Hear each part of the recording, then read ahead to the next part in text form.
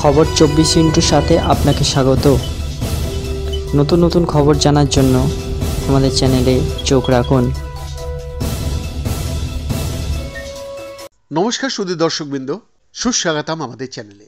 দীর্ঘদিন যাবৎ রাজধানী দিল্লিতে থাকার সুবাদে রাজনৈতিক পটভূমি যেভাবে রামলীলা ময়দান থেকে বর্ষিয়ান সমাজসেবী আন্না হাজারেজির দুর্নীতিমুক্ত প্রশাসন গড়তে যারা যারা ওনার সাথে যুক্ত ছিলেন, তার মধ্যে রাজনীতির চরম শিখরে উঠে এসেছেন এক আইআইটিয়ান, খড়গপুরের ইঞ্জিনিয়ারিং স্নাতক অরবিন্দ কেজরিওয়াল।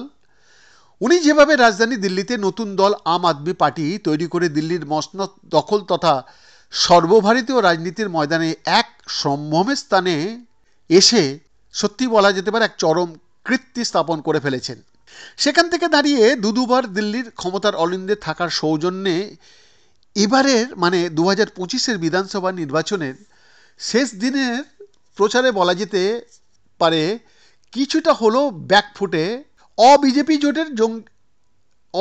জোটের সঙ্গী ইন্ডিয়া ব্লক প্রায় ভাঙনের দোরগোড়ায়।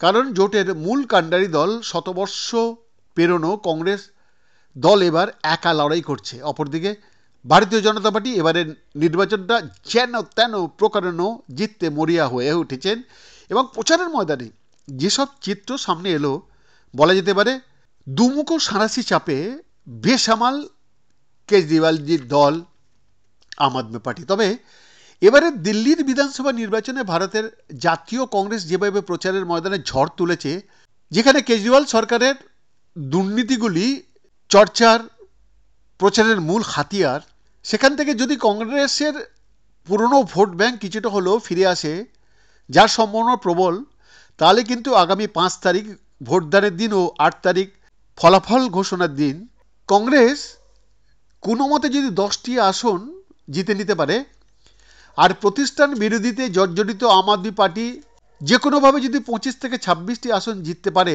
হলফ করে বলা যেতে পারে কংগ্রেসই সরকার গঠনে কিং মেকার হতে পারে। সেটাই কিন্তু 2025-এর বিধানসভা নির্বাচনে একটা নতুন সমীকরণের ইঙ্গিত দিয়ে চলেছে। আর ভারতীয় জনতা পার্টি যেভাবে এক একটা কেন্দ্রে প্রায় 10, 12, 20 জন স্বঘোষিত প্রার্থীদের জ্বালায় নাজেহাল হয়ে প্রার্থীপদ ঘোষণা করলো, তার পরিণামে কি হতে পারে, নিজের নাক কেটে নিজ দলের যাত্রা ভঙ্গ করার যে আভ্যন্তরীণ চোরা স্রোত, সেখানে তারা যদি 30টি আসন পায়ও, সরকার গঠন করতে দল ভাঙিয়ে বিধায়ক কেনাবেচার হর্স ট্রেডিং খেলার দৃশ্যপট অপেক্ষা করছে হয়তো।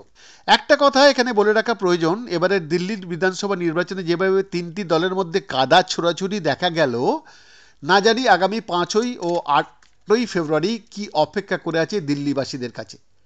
শেষ করছি 2-4টি প্রশ্ন বলে দিয়ে। 1, দিল্লির হৃদয়ে যমুনা নদীর নারকীয় অবস্থার জন্য দায়ী কারা কারা? 2, রাস্তাঘাটের অবস্থা জঘন্য থেকে জঘন্যতম কেন কেন কেন?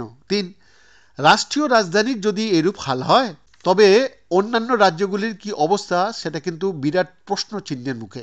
তাই বিনীত অনুরোধ সাধারণ দিল্লিবাসীদের দরবারে, নির্বাচন ঘিরে যে ভয়ানক অগ্নিগর্ভ অবস্থার সৃষ্টি হয়েছে এই মুহূর্তে, সেই আগুনের তাপ বুদ্ধি করে কাটিয়ে নির্বাচনে অংশগ্রহণ করুন এবং গণতন্ত্রের বিশাল অনুষ্ঠানে রক্তপাতহীনভাবে হোক। বাকিটা সময়ই বড় বলবান। কি হয় সেটাই কিন্তু দেখার। বৈদ্যনাথ দাসের এক্সক্লুসিভ রিপোর্ট, দিল্লি।